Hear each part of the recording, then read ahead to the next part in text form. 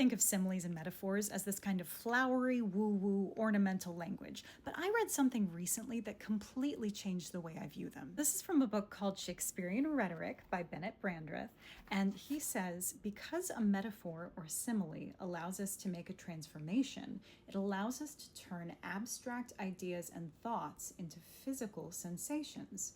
In this way, emotionally important but abstract ideas like love, hatred, desire can become embodied. Let's take a look at Portia's famous simile from The Merchant of Venice. She says, "The quality of mercy is not strained.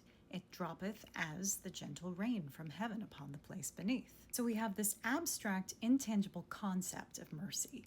Now, close your eyes with me and just imagine you're walking down the street and it is 90 degrees outside, and you are absolutely miserable. The asphalt is just baking underneath your feet. You're sweaty, you're uncomfortable, your clothes are sticking to you, and then all of a sudden, this gentle rain starts to fall out of nowhere, and suddenly the heat lifts, and you feel like you can breathe again for the first time in weeks. That's what Portia is saying mercy is like. And you don't force the rain, you don't pull it from the sky, it just drops. And because of this simile, this abstract, intangible idea of mercy suddenly becomes tangible, because you can feel the rain. So similes and metaphors aren't just flowery language, they ground these abstract ideas. For lack of a better word, they make the language more real. And the other thing that's cool about Shakespeare's similes and metaphors, or really any good writer,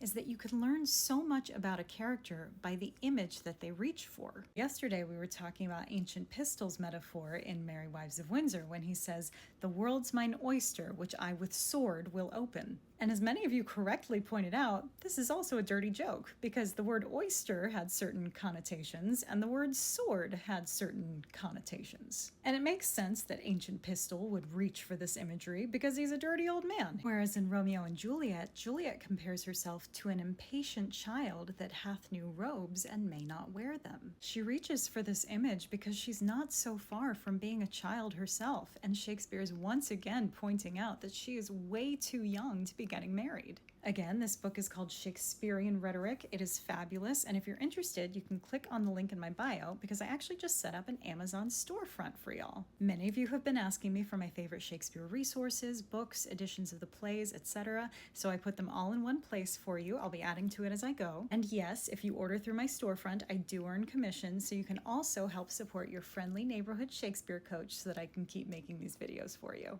Have at it, enjoy, mwah!